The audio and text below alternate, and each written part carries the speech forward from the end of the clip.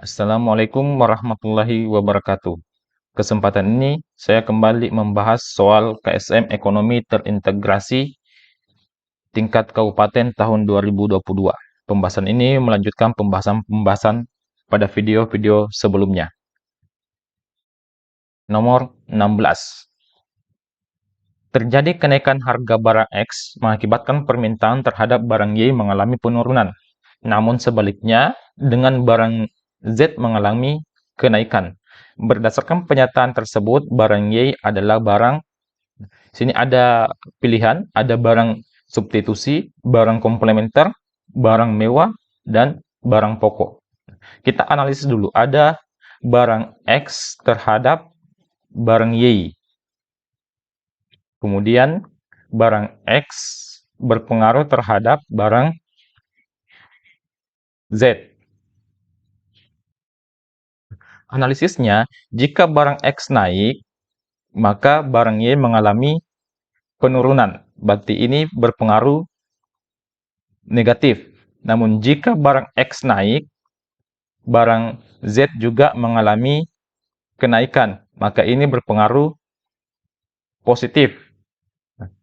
Di sini antara barang X dengan barang Y, dia berpengaruh negatif, maka barang X dengan barang Y itu adalah saling melengkapi atau komplementer.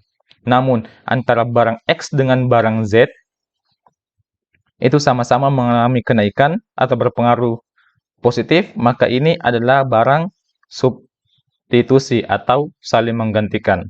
Maka, pernyataan ini berdasarkan pernyataan tersebut, barang Y termasuk barang komplementer. Berikutnya, soal nomor 17.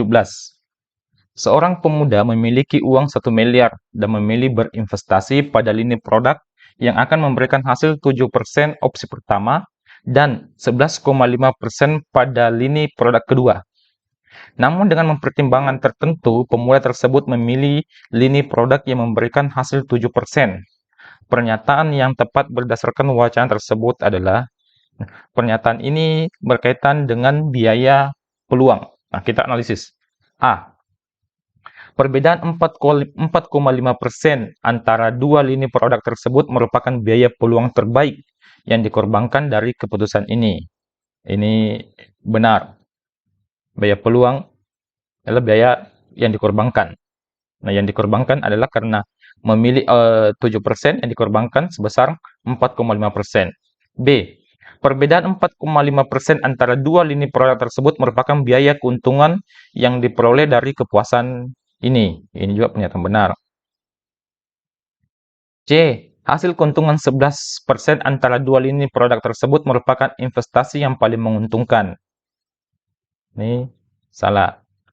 D. Pemuda tersebut mengalami kerugian sebesar 4,5% yang merupakan selisih 11,5% dan 7%. Pernyataannya benar, namun di sini adalah terkait tentang biaya peluang. Maka biaya peluangnya adalah A. Berikutnya soal nomor 18. Sebuah perusahaan memiliki AFC sebesar Rp250 pada saat Q kuantiti 2 dan VC adalah 500. Pada saat kuantitas khas usaha 4, perusahaan mengeluarkan biaya total 120. Biaya marginal berdasarkan ilustrasi tersebut adalah, yang ditanyakan adalah berapa biaya marginalnya.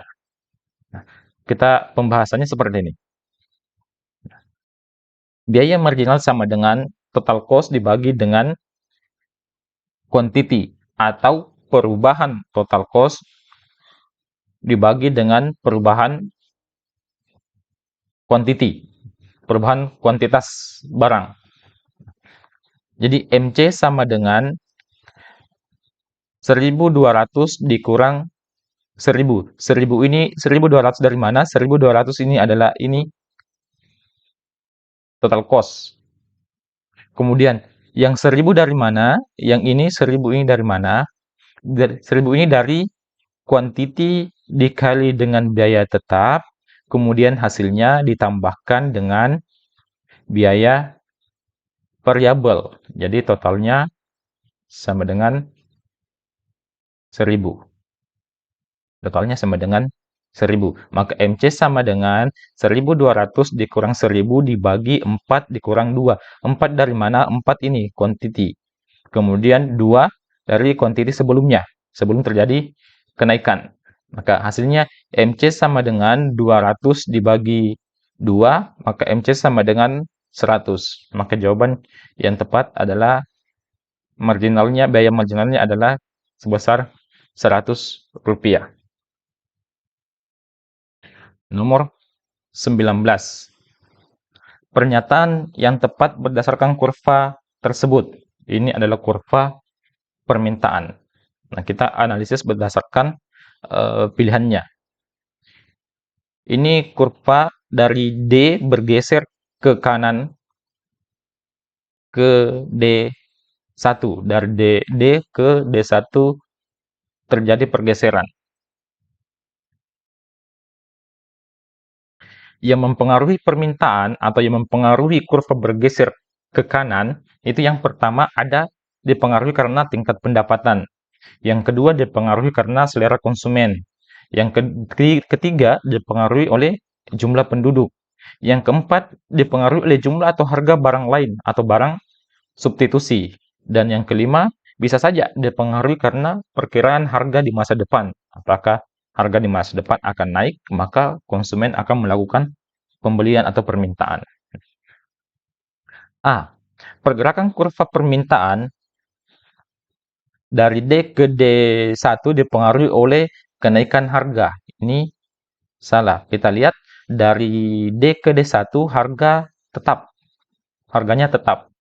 Dari D ini ke sini, dari D ke D1 harganya tidak berubah. Berarti pernyataan A salah. B. Pergeseran kurva permintaan dari D ke D1 dipengaruhi oleh kenaikan pendapatan konsumen. Ini benar. Ini tadi dipengaruhi oleh pendapatan. Kemudian C. Pergeseran kurva permintaan dari D ke D1 dipengaruhi oleh kenaikan jumlah barang substitusi. Ini juga benar. Ini ada substitusi. D. Pergeseran kurva permintaan D ke D1 ke D dipengaruhi oleh peningkatan daya konsumen. Ini bergeser turun. Kalau menurut pernyataan D, bergeser turun karena dari D1 ke D. Maka ini adalah salah. Maka jawaban yang benar itu adalah poin B dengan poin C. Namun biasanya yang mempengaruhi pergeseran kurva dari D ke D1 lebih dominan dipengaruhi karena peningkatan atau kenaikan pendapatan masyarakat atau kenaikan pendapatan konsumen, sehingga konsumen cenderung untuk melakukan permintaan atau belanja barang dan jasa. Nomor 20. Perhatikan kurva berikut. Pernyataan yang tepat berdasarkan kurva tersebut. Ini adalah kurva produksi total, rata-rata, dan marginal. Kita analisis tiap-tiap pilihan jawaban. Yang pertama, tahap 1. A, tahap 1. Menunjukkan produksi total terus naik sampai titik optimal, sehingga marginal product dan average product terus naik. Ini tahap 1. Kita lihat menunjukkan total produksi. Total produksi di tahap 1 naik sampai titik optimal. Titik optimalnya di sini, di tahap 2. Berarti pernyataan ini sudah salah. Sehingga PM dan AP terus naik. Ini PM naik, betul. Kemudian AP juga naik, benar. Pernyataan ini benar. Tapi karena ini salah, maka yang pertama salah. Kemudian tahap 3 menunjukkan tenaga kerja yang digunakan semakin banyak. Tahap 3, tenaga kerja yang digunakan banyak. Sampai di sini. Ini tahap 3. Hal ini menunjukkan AP menurun. AP ini di tahap 3, AP mengalami penurunan. Benar. Kemudian dan MP berada di bawah garis origin. MP-nya ini juga turun melewati garis 0, maka pernyataan ini benar. Tahap 2, menunjukkan jumlah produksi total semakin naik. Ini tahap 2, total produk naik. Sehingga AP dan MP juga naik. Di tahap 2 ini malah AP dengan MP mengalami penurunan, maka pernyataan ini salah. Ini total naik, tapi AP dan MP turun. D. Tahap 1 menunjukkan TP semakin turun. Di tahap 1, total produk naik. Sehingga AP dan MP juga semakin naik.